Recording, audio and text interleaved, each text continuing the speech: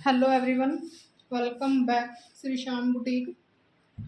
आज हम कटिंग करेंगे पैंट।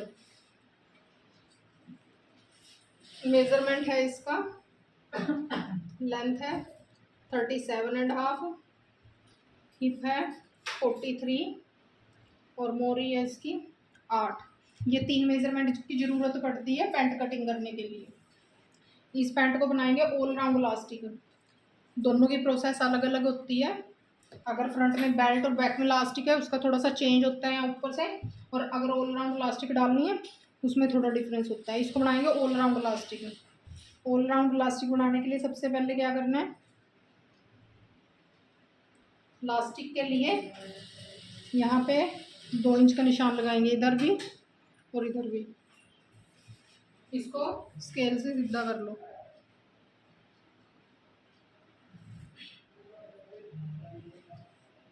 फोर फोल्ड में कपड़ा है ये फ्रंट पार्ट का है, ये बैक पार्ट का। बैक पार्ट का कपड़ा 3.5 इंच पहले ही बढ़ा लिया है, क्योंकि हिप 43 है तो 3.5 इंच।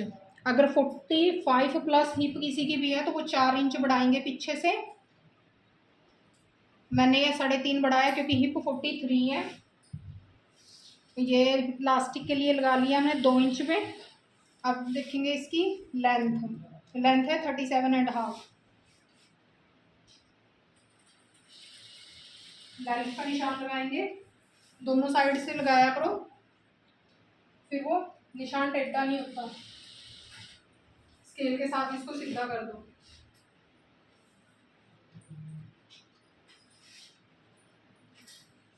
अब नीचे फोल्डिंग के लिए 3 इंच जितनी फोल्ड करनी है।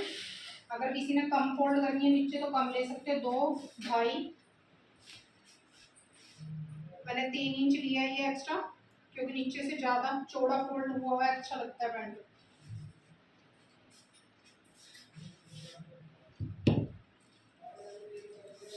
अब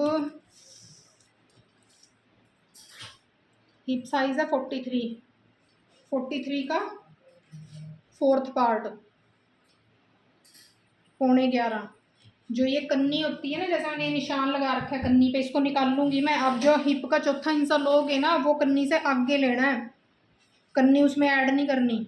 चाहे इस कन्नी को पहले ही निकाल दो या फिर निशान लगा लो निकालने के लिए, कन्नी को इसमें ऐड नहीं करना। 11.25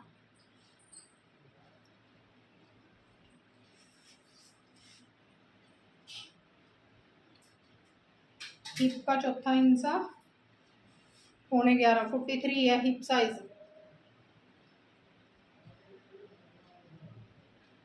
सीधा कर दो इसको भी।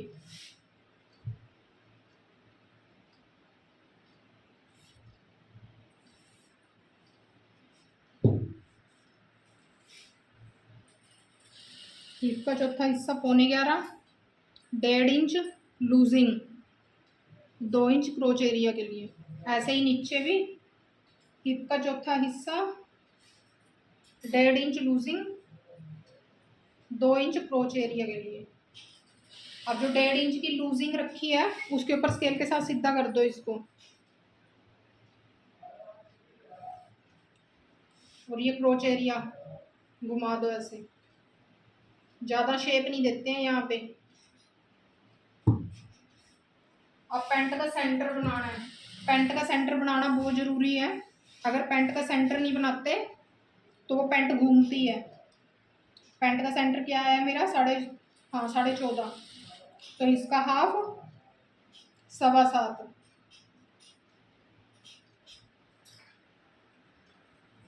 अब ये 7.25 पे नीचे तक निशान, कन्नी से अंदर।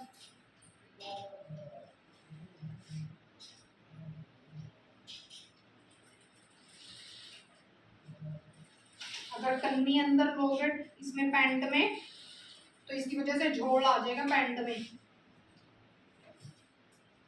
पैंट में क्या कन्नी है, किसी भी कुछ भी बना रहे हैं हम ड्रेस, उसमें कन्नी को निकालना चाहिए। ये बन गया पैंट का सेंटर। स्केल से सीधा कर दो इसे।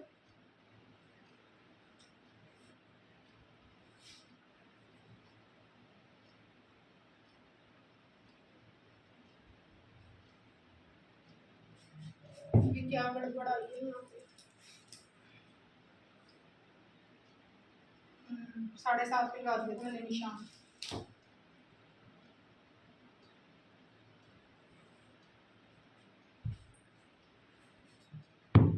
मोरी कितनी रखनी है? 8, 4 इंच इधर, 4 इंच इधर, क्योंकि ये फ्रंट पार्ट है, मार्जिन लेंगे बैक पार्ट में।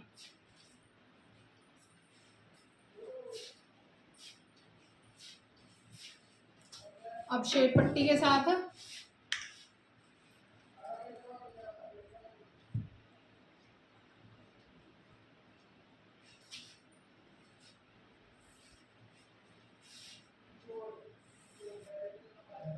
ये देखो, और ये भी देखना कि स्केल कैसे रखा है। अंदर की तरफ अगर स्केल रखे तो उससे फिटिंग आ जाएगी पैंट में, ज़्यादा टाइट हो जाती है पैंट। बाहर की तरफ रखना है स्केल को,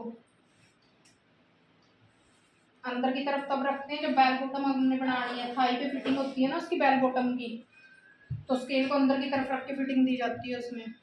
ये फ्रंट पार्ट की मार्किंग हो चुकी है। बैक की करते हैं अब।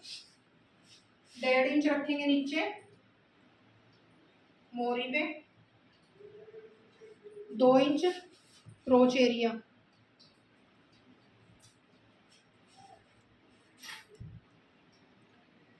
इसको अब ऐसे सीधा कर देंगे। अब बैक पार्ट का क्रोच एरिया,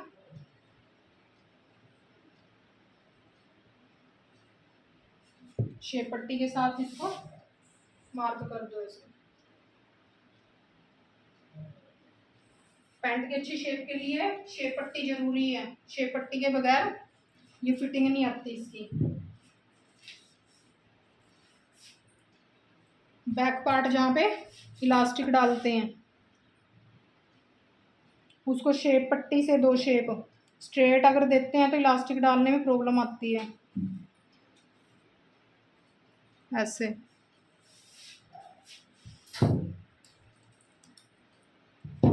ये पैंट कट की मार्किंग हो चुकी है।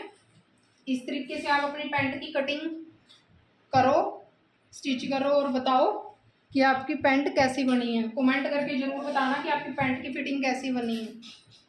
Okay ji, thank you.